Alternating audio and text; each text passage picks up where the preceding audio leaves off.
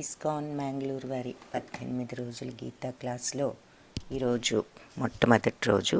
అందరికీ స్వాగతం.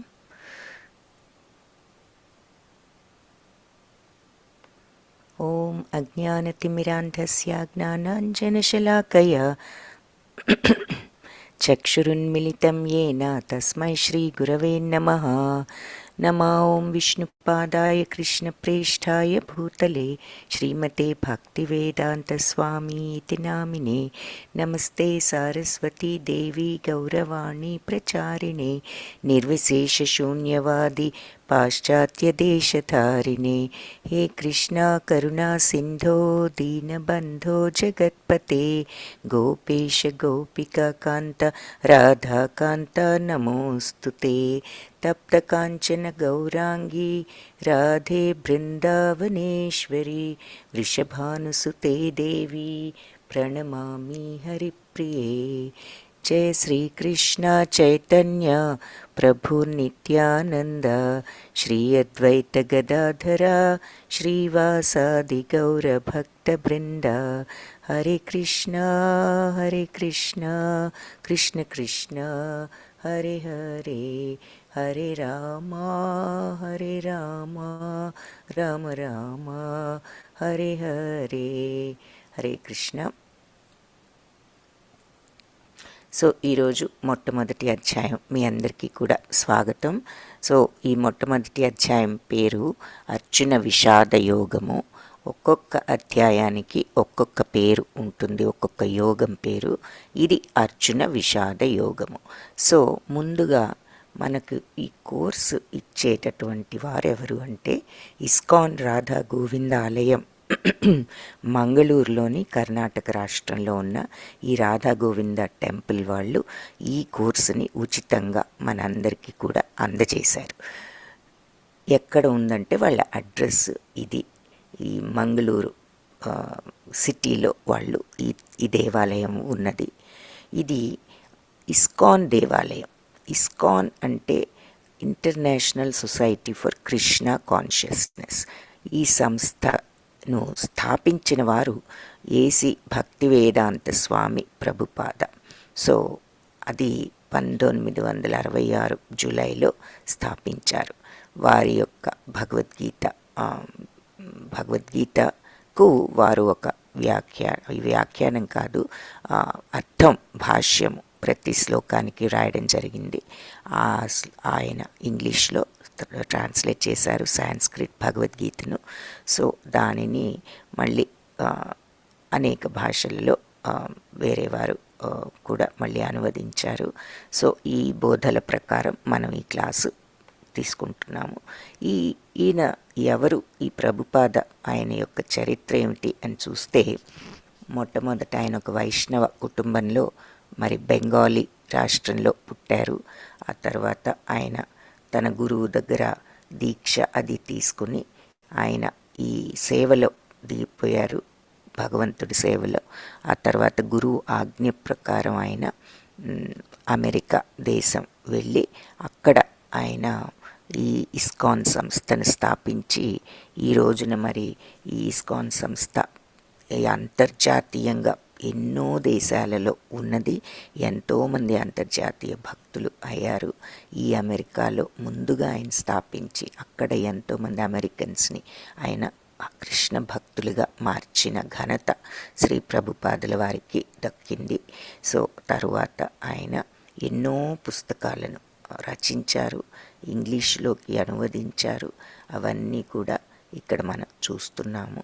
Back to God head అనేటటువంటి ఒక మ్యాగజైన్ని కూడా ఆయన ఇండియాలో ఉండగానే స్థాపించి ఇప్పటికీ కూడా అది నడుస్తోంది. సో ఇది ప్రభుపాదుల వారి బ్రీఫ్ చరిత్ర. ఆయన మరి ఇక్కడికి అంటే ఆయన అమెరికా దేశం కూడా ఎప్పుడో 66లో 65లో వచ్చి ఆయన అస్వస్థతగా ఉన్నప్పటికీ కూడా ఆయన అనుకున్న పనులన్నీ కూడా సాధించారు. అది ప్రభుపాదుల యొక్క ఆయన జీవితం గురించి మనం తెలుసుకోవాల్సిన కొన్ని విషయాలు. సో తర్వాత ఈ ఇస్కాన్ సంస్థ ఆధిపత్యం ప్రభుపాదుల వారిది. ఆయన సంస్థాపక గురువు. అయితే ప్రస్తుతము ఇస్కాన్ సంస్థకు ఆయన పరమపదించిన తర్వాత ఇప్పుడు ప్రస్తుతం ఇస్కాన్ సంస్థకు అంతర్జాతీయంగా గురువు జయపతాక స్వామి. ఆయన కలకత్తా నగరంలోని దగ్గర మాయాపూర్ అనేది ఇస్కాన్ హెడ్ క్వార్టర్స్. ఇప్పుడు అక్కడ ఉంటున్నారు. ఆ తర్వాత మనకు ఉచితంగా ఈ కోర్స్ అందజేసినటువంటి ఈ మంగళూరులో ఉన్న ఇస్కాన్ సంస్థకు ఈ నామనిష్ట దాస్ ప్రభు ఆయన అధిపతి, ప్రెసిడెంట్. ఇక్కడ వారిని చూస్తున్నాము. తర్వాత ఈ కర్ణాటక రాధా గోవింద ఆలయం మంగళూరు ఆలయానికి మేనేజర్ అయిన శ్రీ వాసాంగన్ దాస్ ప్రభుజీని కూడా చూస్తున్నాము. వారు మన తెలుగు విభాగానికి అధిపతి, సలహాదారు, ముఖ్య సలహాదారు. సో ఇది మన గురు పరంపర, ఇక్కడ శిక్షా గురు పరంపర. సో ఈ భగవద్గీత అనేది ముందుగా వ్యాసుడు రచించిన మహాభారత ఇతిహాసంలో ఇది ఒక ఉపాఖ్యానం. ఇది మోస్ట్ ఆఫ్ యూ అందరికీ తెలిసే ఉంటుంది. భగవద్గీత మహాభారతంలోది. మహాభారతంలో 6వదైన భీష్మ పర్వంలో 25వ అధ్యాయం నుండి 42వ అధ్యాయం వరకు 18 అధ్యాయాలుగా భగవద్గీత పొందుపరచబడింది. సో 18 చాప్టర్స్ ఉన్నాయి. అందుకే మనకి 18 days ఒక్కొక్క చాప్టరు ఒక్కొక్క రోజు చూస్తాం. ఈరోజు ఫస్ట్ చాప్టర్. భగవద్గీత ఈ ముఖ్యమైన వేదజ్ఞానసారం కాబట్టి గీతోపనిషద్ అని కూడా దీనికి ఒక పేరు. మహాభారత కథను వ్యాసమహర్షి శిష్యుడైన వైశంపాయన ముని జనమేజయ మహారాజుకు వినిపించారు. ఈ జనమేజయ మహారాజు ఎవరు? పరీక్షిత్ మహారాజు యొక్క కొడుకు. పరీక్షిత్ మహారాజు ఎవరు అంటే అభిమన్యుడి కొడుకు. అభిమన్యుడెవరు? అర్జునుడి కొడుకు. సో అర్జునుడి మనువడు పరీక్షిత్తు కొడుకు కాబట్టి జనమేజయ మహారాజు అర్జునుడికి ముని మనువడు. అతనికి ఈ మహాభారత కథను వైశంపాయన ముని వినిపించారు అని చెప్తున్నారు. ఈ యుద్ధ ప్రారంభంలో, కురుక్షేత్ర యుద్ధ ప్రారంభంలో మరి అర్జునుడు కోరికపై శ్రీకృష్ణుడు ఈ రథాన్ని ఈ యుద్ధభూమి మధ్యలోకి తీసుకొస్తాడు. తీసుకొచ్చినప్పుడు అర్జునుడు అక్కడ చూస్తే మరి తన బంధువులు, గురువులు, స్నేహితులు వీళ్ళంతా కనిపించారు. సో రాజ్యం కోసం వీళ్ళందరినీ చంపటం ఎంత నిష్ప్రయోజనం అని అనిపించి అర్జునుడు కృష్ణుడితో, వీళ్ళందరినీ నేను ఎలా చంపగలను కృష్ణ, నా వాళ్ళను, నా కర్తవ్యం ఏమిటి, ఇప్పుడు ఏం చేయాలి అని అడిగాడు. అప్పుడు అర్జునుడికి శ్రీకృష్ణ భగవానుడికి మధ్య జరిగిన ఈ సంభాషణే ఈ భగవద్గీత. సో ధృతరాష్ట్రుడు అంటే ఎవరు అంటే మరి దుర్యోధనుడి తండ్రి. దుర్యోధనుడు అంటే కౌరవ అంటే సామ్రాజ్యానికి ఆయన రాజు. దుర్యోధనుడు యొక్క తండ్రి ధృతరాష్ట్రుడు, ఆయన కార్యదర్శి, రథసారథి ఆయన సంజయుడికి మధ్య జరిగిన సంభాషణగా ఈ భగవద్గీత స్టార్ట్ అవుతుంది. అంటే మొట్టమొదటగా దుర్యోధనుడు, ఆయన కార్యదర్శి అయిన రథసారథి కూడా అయినటువంటి సంజయుడికి వ్యాస మహర్షి యొక్క ప్రియ శిష్యుడు ఆయన కూడాను. అందుకని ఆయన దయతో, అనుగ్రహంతో ఆయనకు అక్కడ యుద్ధంలో జరిగేదంతా కూడా సంజయుడికి కనిపిస్తుంది. కాబట్టి ఆయన అంతా వివరిస్తున్నాడు ధృతరాష్ట్రుడికి. సో ఫస్ట్ పోతే భగవద్గీతలో 18 అధ్యాయాలు ఉన్నాయి. ఒక్కొక్క అధ్యాయానికి ఒక యోగం అని పేరు అని చెప్పుకున్నాము ఆల్రెడీ. యోగం అంటే కనెక్షన్ విత్ గాడ్, భగవంతుడితో సంబంధం. సో అర్జున కర్మయోగం, మొదటి 6 చాప్టర్స్ కర్మయోగం కింద వస్తాయి. మధ్యలో ఉన్న 7 నుంచి 12 చాప్టర్స్ భక్తి యోగం కింద వస్తాయి. Last 6 chapters 13th to 18th జ్ఞానయోగ కింద వస్తాయి. సో భగవద్గీత శ్లోకాలు ఎన్నున్నాయి అని కనుక మనకు డౌట్ వస్తే మొత్తం 700 శ్లోకాలు. చాప్టర్స్ ఎన్ని ఉన్నాయనుకున్నాం? 18 చాప్టర్స్. శ్లోకాలేమో 700. సో ఇందులో ధృతరాష్ట్రుడికి ఒక్క శ్లోకం, ఫస్ట్ శ్లోకమే ధృతరాష్ట్రుడిది అనమాట, ఆయనకొకటి. సంజయుడికి 41 శ్లోకాలు, అర్జునుడికి 84 శ్లోకాలు, శ్రీకృష్ణుడికి 574 శ్లోకాలు. అన్నిటికంటే ఎక్కువ భగవంతుడే మాట్లాడారు కాబట్టి దీనికి భగవద్గీత అని పేరు. సో ఈ గీత మహత్యం అంటే ఏమిటో కూడా మనం చూద్దాం. తర్వాత అంటే ఏం చెప్తున్నారు, సర్వ ఉపనిషత్తు సారమైన భగవద్గీత గోవులాగా ఉంటే గనక ఆ గోపాలుడు అయిన కృష్ణ భగవానుడు ఆ గోవు నుంచి పాలను తీసేవాడు, అంటే ఆ భగవద్గీత సారాన్ని తీసేవాడు. అర్జునుడు దూడలాగా, పండితులు, శుద్ధ భక్తుడు వీళ్ళందరూ కూడా ఈ భగవద్గీత క్షీరాన్ని అంటే ఈ భగవద్గీత సారాన్ని త్రాగేవారు అని చెప్తున్నారు. ఏకం శాస్త్రం దేవకీ పుత్రగీతం, ఏకో దేవో దేవకీ పుత్ర ఏవ, ఏకో మంత్రస్తస్య నామాని యాని, కర్మాప్యేకం తస్య దేవస్య సేవ. ఒకే ఒక శాస్త్రం, ఏది? ఈ దేవకీ పుత్రుడైన శ్రీకృష్ణ భగవానుడి నోటి నుంచి వెలువడిన గీతం.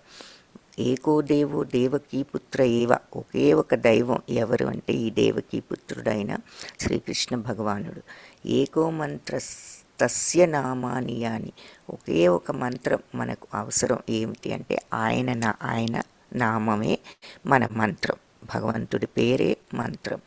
కర్మాప్యేకం తస్య దేవస్య సేవ, మనకున్న ఒకే ఒక కర్మ అంటే ఏదో మనం బ్యాడ్ థింగ్ అనుకుంటాం. కర్మ అంటే అసలు అర్థం ఏమిటంటే యాక్షన్, పని, క్రియ అని అర్థం. కాబట్టి ఒకే ఒక పని ఉంది మనకి మానవులుగా, ఏమిటంటే ఈ భగవంతుడి యొక్క సేవ అని చెప్తున్నారు ఈ గీతా మహత్యంలో. సో ఇప్పుడు ఫస్ట్ చాప్టర్ చూద్దాం. అర్జున విషాద యోగం, ప్రథమాధ్యాయం అర్జున విషాద యోగం.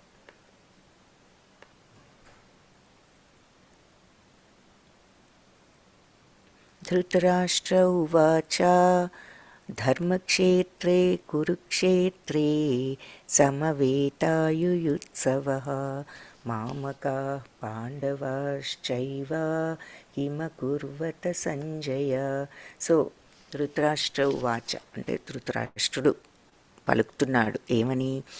ధర్మక్షేత్రే కురుక్షేత్రే, ధర్మక్షేత్రమైన ఈ కురుక్షేత్రంలో, అంటే ఈ కురుక్షేత్రాన్ని ధర్మక్షేత్రం అని ఎందుకంటారు అంటే ఇక్కడ దీనికి ఈ క్షేత్రంలో ఇంతకు ముందంతా కూడా ధర్మమే గెలుస్తుంది, ఎన్నో ధర్మబద్ధమైన పనులు జరిగాయి, ధర్మయుద్ధాలు, అందుకని దీనికి ధర్మక్షేత్రము అని పేరు. కాబట్టి ఇది ధర్మవంతమైనదని ఆయనకు తెలుసు ఆ ప్రదేశం. కాబట్టి ధర్మక్షేత్రమైన ఈ కురుక్షేత్రంలో సమవేతాయుయుత్సవ, సమావేశమయ్యారు చాలా ఉత్సాహంతో. మామక పాండవ శైవ, అంటే నా వాళ్ళు పాండవులు కూడా కిమకుర్వత సంజయ, ఏం జరుగుతోంది సంజయ అని చెప్పి అడుగుతున్నాడు. సో సంజయ, ధర్మక్షేత్రమైన కురుక్షేత్రంలో నా పుత్రులు మరియు పాండుపుత్రులు అంటే పాండవులు యుద్ధానికి సమావేశమయ్యారు చాలా ఉత్సాహంగా అందరూను. వీళ్ళంతా ఏం చేస్తున్నారు ఇక్కడ అని చెప్పి అడుగుతున్నాడు. అంటే ఈ ప్రశ్నలో మనకి ఏం అర్థమవుతోంది అని మీరు ఒక్క నిమిషం ఆలోచించినట్లయితే, ఒకటి మామక పాండవాశ్చైవ అనేది మాట, నా వాళ్ళు పాండవులు అంటే వేరు భావాన్ని చూపిస్తున్నాడు. నా కొడుకులు పాండవులు అంటే ఎవరు? తన సొంత తమ్ముడి కొడుకులే. ఆ తమ్ముడే మరి రాజ్యం అంతా కాపాడి విస్తరించి తన చేతికి అప్పచెప్పాడు. అయినా సరే ఆయన కొడుకులకు ఒక్క ఊరు ఇవ్వటానికి కూడా కొడుకు ఒప్పుకోకపోతే నచ్చ చెప్పలేనటువంటి ధృతరాష్ట్రుడు ఆ వేరుభావాన్ని మళ్ళీ ఈ రకంగా ప్రదర్శిస్తున్నాడని అర్థం. నా వాళ్ళు పాండవులు అంటున్నాడు, ఒకటి వేరుభావం. రెండవది కిమకుర్వత సంజయ, ఏం జరుగుతోంది సంజయ్, ఏం జరుగుతుంది అంటే ఆందోళన. యుద్ధానికి వెళ్ళిన వాళ్ళు యుద్ధం చేయక ఏం చేస్తారు? అక్కడ అది తెలిసి కూడా ఏం జరుగుతోంది అని అడుగుతున్నాడు అంటే ఆయన యొక్క ఆందోళన. ధర్మం వాళ్ళ వైపు ఉన్నది, ఇది ధర్మక్షేత్రం, శ్రీకృష్ణుడున్నాడు, భగవంతుడు మరి మనం అన్యాయంలో ఉన్నాము, ఇవన్నీ ఆయనకు తెలుసు. కాబట్టే మనసులో ఆందోళనతో ఏం జరుగుతోంది అని చెప్పి అడుగుతున్నాడు. ఈ దుర్యోధన్ అప్పుడు సంజయుడు చూసి చెప్తున్నాడు ఏమని, సంజయ ఉవాచ దృష్ట్వా తు పాండవానీకం వ్యూఢం దుర్యోధనస్తదా ఆచార్యం ఉపసంగమ్య రాజా వచనమబ్రవీత్. సంజయుడు పలుకుతున్నాడు ఏమని, దృష్ట్వా తు పాండవానీకం వ్యూఢం అంటే చూశాడు ఈ పాండవులు ఎంతో వ్యూహాత్మకంగా నిలిపినటువంటి ఈ సైన్యాన్ని చూసి దుర్యోధనుడు ఆచార్యం ఉపసంగమ్య ద్రోణాచార్యుడు తన గురువుగారిని సమీపించి రాజా వచనం అబ్రవీత్, రాజుగారు అయిన దుర్యోధనుడు ఈ రకంగా పలికాడు అని చెప్పి చెప్తున్నాడు. సంజయుడు రాజా వ్యూహాత్మకంగా నిలిపి ఉన్న ఈ పాండవ సైన్యాన్ని చూసి మరి దుర్యోధనుడు తన గురువు అయినటువంటి ద్రోణాచార్యుడిని సమీపించి ఈ రకంగా పలికాడు.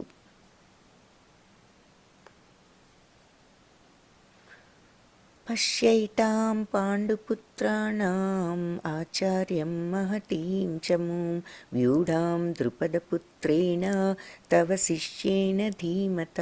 గురువర్య, మీ ప్రియ శిష్యుడైన ద్రుపదపుత్రుడు ఇంత వ్యూహాత్మకంగా నిలిపాడు ఈ పాండవ సైన్యం, చూడు ఎంత బాగా నిలిపాడో అంటున్నాడు. అంటే ఇక్కడ ఆయన యొక్క హేళన ఒకలాంటి వ్యంగ్యం కనిపిస్తోంది. దేనికి?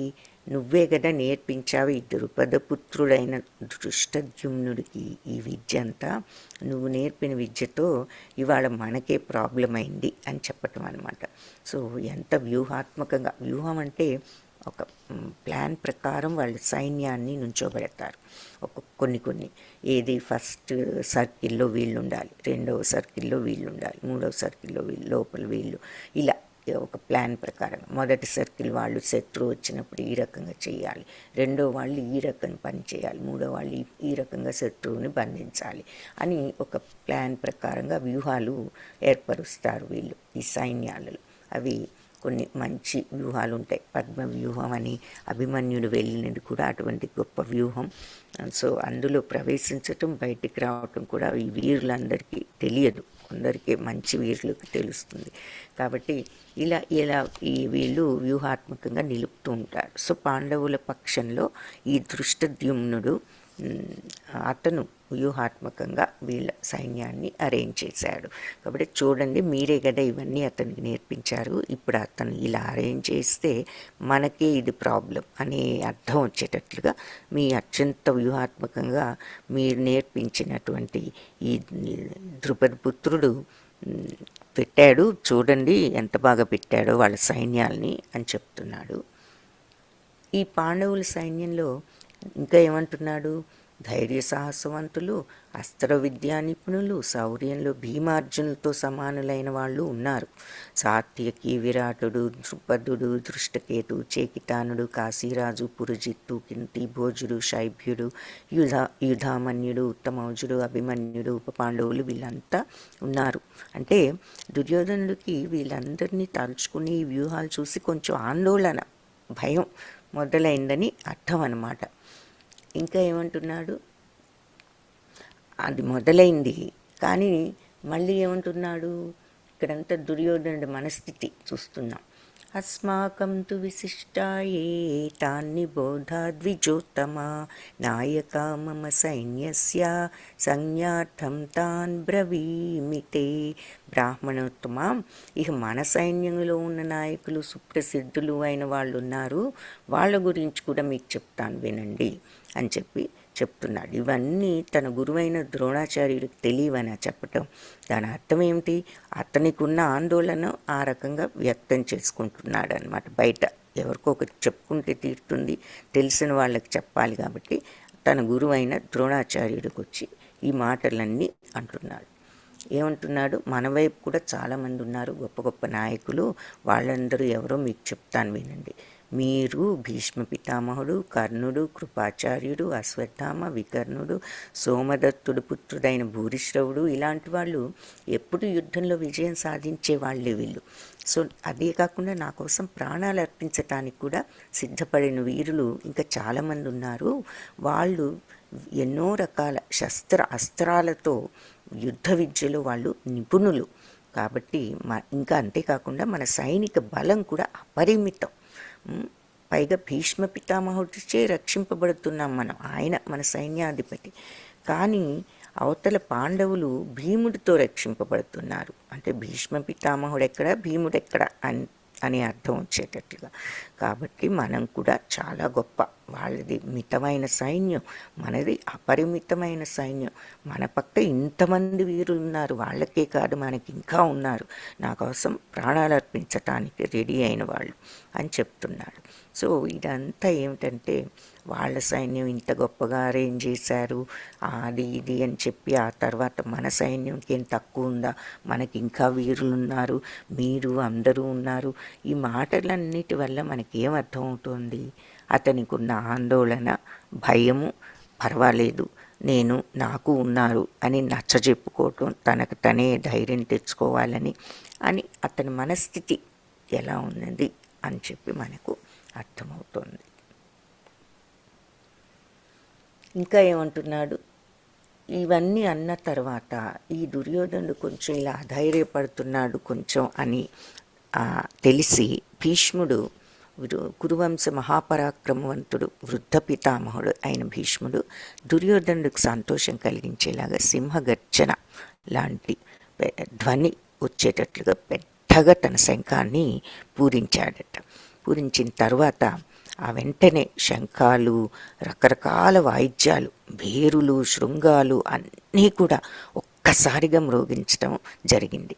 ఆ కంబైన్డ్ సౌండ్, సంఘటిత ధ్వని అంటే కంబైన్డ్ సౌండ్ ఎలా ఉంది అంటే మహాభీకరంగా ఉన్నది.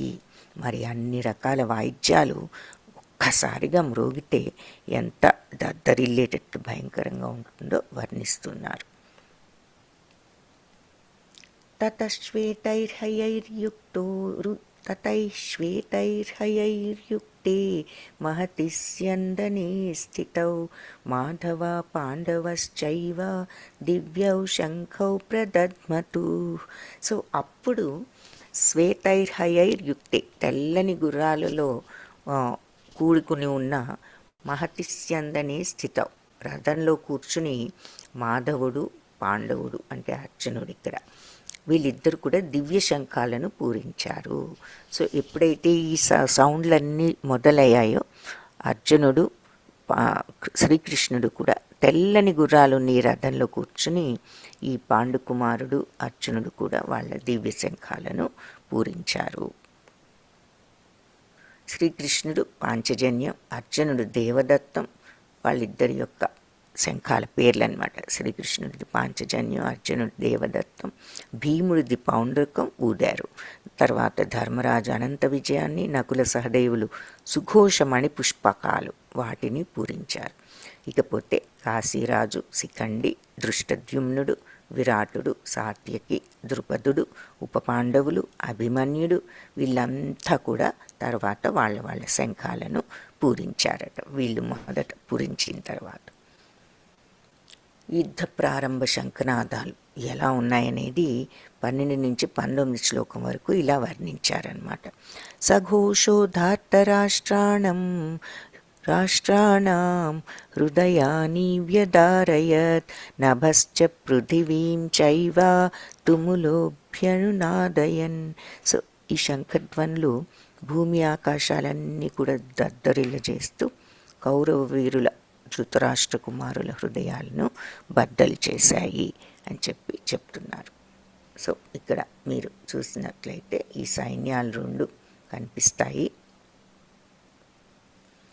అధవ్యవస్థితాన్ దృష్ట్వా ధార్తరాష్ట్రాన్ కపిధ్వజః ప్రవృత్తే శస్త్ర సంపాతే ధనురుద్యమ్య పాండవః ఋషికేశం తదా వాక్యం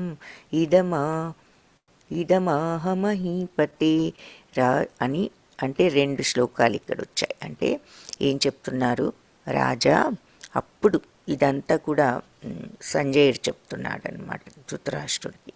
పాండుకుమారుడైన అర్జునుడు జెండాపై హనుమంతుడి చిహ్నం కలిగి ఉన్న రథంలో గాంధీవాన్ని ఎత్తిపట్టుకుని యుద్ధానికి రెడీ అయ్యి సన్నద్ధుడై ఉన్నటువంటి దుర్యోధన్ని ఇతర కౌరవుల్ని చూసి శ్రీకృష్ణుడితో ఇట్లా అన్నాడట. అర్జున ఉవాచ సేనయోరుభయోర్मध्ये రథం స్థాపయమి అచ్యుత యావదేతాన్నిరీక్షేహం యుద్ధకామానవస్థితాన్ కైర్మయా సహ యోద్ధవ్యం అస్మిన్ రణసముద్యమే. సో సేనయోర్ మధ్య రెండు సైన్యాల మధ్యలోనూ ఈ రథం స్థాపయమే అచ్యుత. అచ్యుత అంటే శ్రీకృష్ణ, రథాన్ని తీసుకువెళ్ళి స్థాపించు. అచ్యుత అంటే చుట్టుడు కానివాడు, అంటే నాశనం లేనివాడు. ఎవరు అంటే భగవంతుడు. అందుకనే శ్రీకృష్ణుడికి అచ్యుత అని పేరు. సో అచ్యుత, ఈ రెండు సైన్యాల మధ్య తీసుకువెళ్ళి ఈ రథాన్ని నుంచోబెడతావా? ఎందుకంటే ఆ యుద్ధంలో ఎవరెవరితో నేను యుద్ధం చేయాలో చూసే అవకాశం కలుగుతుంది అని అడుగుతాడు అర్జునుడు. సో దూరం నుంచి కనపడుతున్నాడు, గాంధీవం ఎక్కుపెట్టాడు, రెడీగా ఉన్నాడు. ఉండి ఒక్కసారి ఇంకా దగ్గరగా రెండు సైన్యాల మధ్యలో తీసుకువెళ్ళి రథాన్ని నుంచోబెట్టు శ్రీకృష్ణ, అప్పుడు నేను కొంచెం అందరినీ చూసే అవకాశం వస్తుంది అని అడుగుతాడు. అడిగినప్పుడు సంజయుడు చెప్తున్నాడు తర్వాత ఏం జరిగిందని. సంజయ ఉవాచ ఏవముక్తో హృషీకేశో గుడాకేశేన భారత సేనయోరుభయోర్मध्ये స్థాపయిత్వా రథోత్తమం.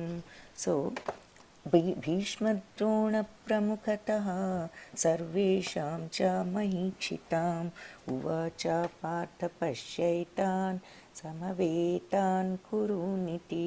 సంజయుడు పలుకుతున్నాడు ఏమని? ధృతరాష్ట్ర, అర్జునుడి మాటలు ఆలపించిన తర్వాత శ్రీకృష్ణుడు సేనయోర్ మధ్య స్థాపయిత్వా రథోత్తమం, రథాన్ని తీసుకెళ్ళి రెండు సైన్యాల మధ్యలో స్థాపింపజేశాడు, అంటే నుంచోబెట్టాడు. అక్కడ ద్రోణాదులకు ఎదురుగా నిలిపి రథాన్ని ఏమంటున్నాడు? ఉవాచ అంటున్నాడు, పార్థ పశ్యైతాన్. పార్థ అంటే పృథక్కుమార, అంటే కుంతీపుత్రుడ అర్జునుడ అనర్థం. కుంతీపుత్రుడ పార్థ పశ్యైతాన్, చూడు, సమవేతాన్ కురునితి, ఇక్కడ సమావేశమైన ఈ కురువంశాలందరినీ కూడా ఒకసారి చూడు అని చెప్పాడు. అర్జునుడు పరిశీలించాడు. తాన్ సమీక్ష్య స కౌంతేయ సర్వాన్ బంధూనవస్థితాన్ కృపయా పరయావిష్టో విషీదన్నిదమబ్రవీత్. అర్జునుడు అందరినీ కూడా అక్కడి నుంచోబెట్టిన తర్వాత రథాన్ని సమీక్షించి చూసి సర్వాన్ బంధూన్ అవస్థితాన్, ఎవరు కనపడ్డారు అక్కడ? చూడగానే అందరు బంధువులు అక్కడి నుంచి ఉండటం చూశాడు. చూసి కృపయా పరయావిష్టు, వెంటనే దయతో నిండిపోయింది అర్జునుడి హృదయం. ఇదేమిటి, వీళ్ళందరూ నా బంధువులు, మొత్తం బంధువులందరినీ చూసి వెంటనే దయతో నిండిపోయి విషీదన్నిదం అబ్రవీత్, దుఃఖంతో నిండిపోయి మనసు ఇలా మాట్లాడటం ప్రారంభించాడు అని చెప్తున్నాడు.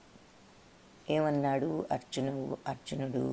కృష్ణ, యుద్ధాసక్తులై యుద్ధం చేయాలని నా ఎదురుగుండా ఉన్న ఈ చుట్టాలని బంధువుల్ని చూడగానే నా అవయవాలన్నీ తడబడిపోతున్నాయి, నోరెండిపోతోంది, శరీరం గగుర్పొడుస్తోంది, గాంధీవం కూడా చేతిలోంచి జారిపోతోంది, దేహం మండిపోతోంది, నిలబడ్డానికి కూడా శక్తి లేదు, నా మనస్సంతా తల్లడిల్లిపోతుంది అని చెప్పి తన యొక్క పరిస్థితిని వివరించాడన్నమాట. ఇక్కడ రథంలో అర్జునుని చూస్తున్నాం. ఈ రథం యొక్క ప్రత్యేకత ఏమిటి అంటే, ఇది అగ్నిదేవుడు ఆయనకు వరంగా ఇచ్చినటువంటి రథం.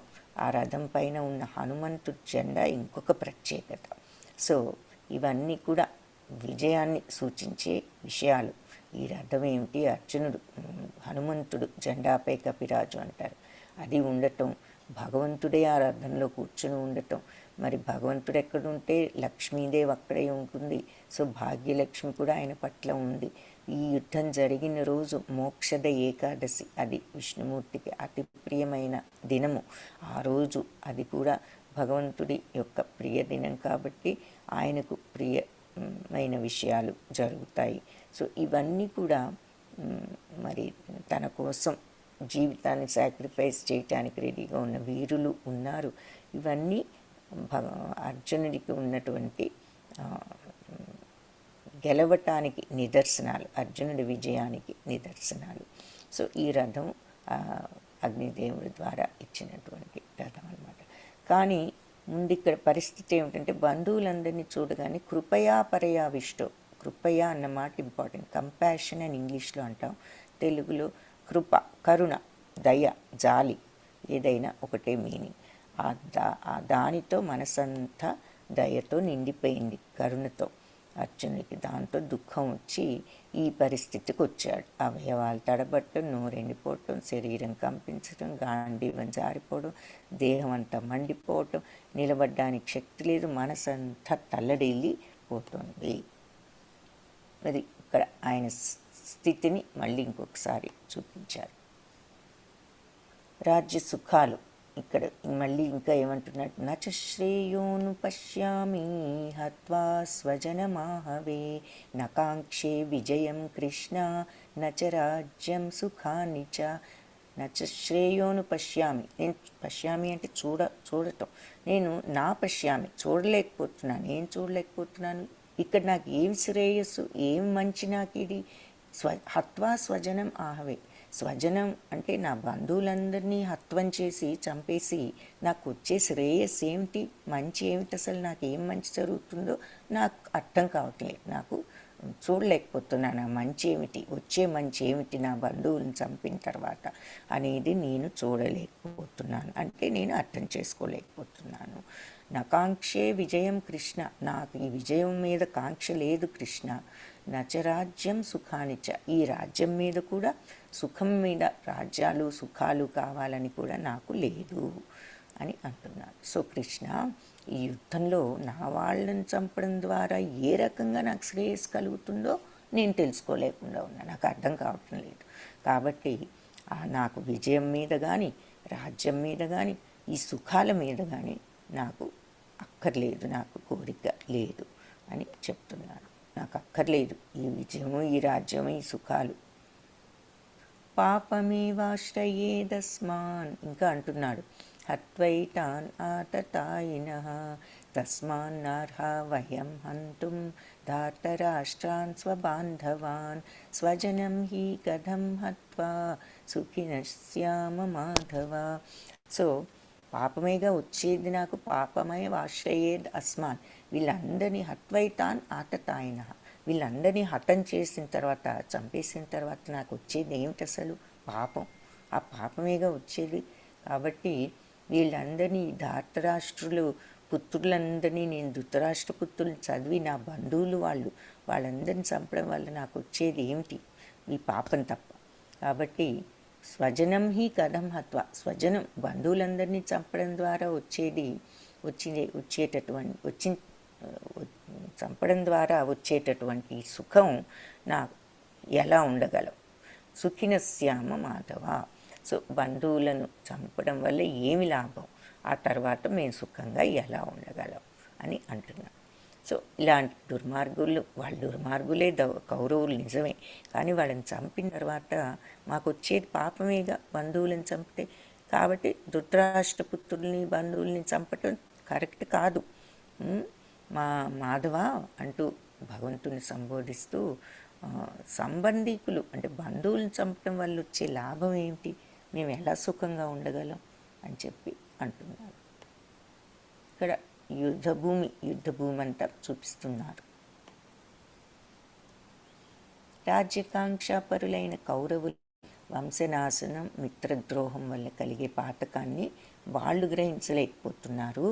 కానీ జనార్దన, వంశక్షయం వల్ల వచ్చే దోషాన్ని బాగా తెలిసిన మనమైనా ఆ పాపం నుంచి ఎందుకు తప్పుకోకూడదు అని అడుగుతున్నారు. సో ఇక్కడ 3 కారణాలు సోఫార్ చెప్పాడు. ఏమిటి? ఒకటి కరుణ అంటున్నాడు, కరుణతో నిండిపోయింది అందరినీ చూసి వీళ్ళని ఎలా చంపాలి అని. రెండవది మరి నాకు ఈ సుఖాలు రాజ్యాలు ఇవేమీ అక్కర్లేదన్నాడు. గ్రీన్ కలర్లో ఉంది కారణాలు, ముఖ్య కారణాలు. నెక్స్ట్ దాంట్లో ఏమంటున్నాడు, పాపమే కదా వచ్చేది, ఇక్కడ రెడ్లో ఉంది. సో మొదటేమో మరి కరుణతో నిండిపోయాడు. రెండు, నాకు వీళ్ళందరినీ చంపటం వల్ల వచ్చే సుఖం వద్దన్నాడు. మూడవది, వీళ్ళందరినీ చంపటం వల్ల వచ్చేది పాపమే కదా అంటున్నాడు. ఇప్పుడు నాలుగవది ఏమంటున్నాడు, రాజ్యకాంక్షాపరులైన కౌరవులు వంశనాశనం, మిత్రద్రోహం, వాళ్ళు గ్రహించలేకపోతున్నారు ఈ పాతకం ఏమిటి అన్నది. ఎందుకు వాళ్ళు ఈ రాజకాంక్షతో వాళ్ళ బుర్రలు పనిచేయడం లేదు, ఏం జరుగుతుంది యుద్ధం వల్ల అనేది వాళ్ళకి తెలియడం లేదు. కానీ జనార్దన భగవంతుడా అంటూ భగవంతుని సంబోధిస్తూ జనార్దన అని, వంశక్షయం వల్ల వచ్చే దోషాన్ని బాగా తెలిసిన మనమైనా ఆ పాప నుంచి తప్పించుకోవచ్చు కదా. వాళ్ళకి ఆ రాజకాంక్షతో ఇవేవి వాళ్ళు ఆలోచించట్లేదు, కనీసం మనమైనా ఇందులోంచి పాప నుంచి తప్పించుకోవచ్చు కదా అని అంటున్నాడు. అది నాలుగవ రీజన్ చెప్తున్నాడు అనమాట. కులక్షయ అవుతుంది. కులక్షయ ప్రణశ్యంతి కులధర్మాత్ సనాతన, ధర్మే నష్టే కులం కృత్స్నం అధర్మోభిభవాచ్యుత. సో వంశనాశనంతో ఈ ప్రాచీన కులధర్మాలన్నీ కూడా నశిస్తాయి.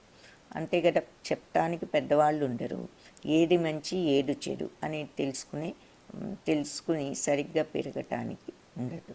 దాంతో వంశనాశనం, కులక్షయ జరుగుతుంది. కులధర్మాలు నశించిన తర్వాత ఇక అంతటా కూడా అధర్మమే అలుముకుంటుంది అని చెప్తున్నారు. ఇక్కడ ఈ రోజుల్లో ఎలా ఉంటుందో కొన్ని చూపిస్తున్నారు. పెద్దవాళ్ళు సరి అయిన వాళ్ళు లేనప్పుడు ఇలా చెడు అలవాట్లకు లోనయ్యి ఉంటూ ఉంటారు అన్నట్లుగా ఇది చూపిస్తున్నారు. యదిమామ ప్రతీకారం అశస్త్రం శస్త్రపాణయః ధార్తరాష్ట్రారణే హన్యున్ స్తన్మే క్షేమాతరం భవేత్.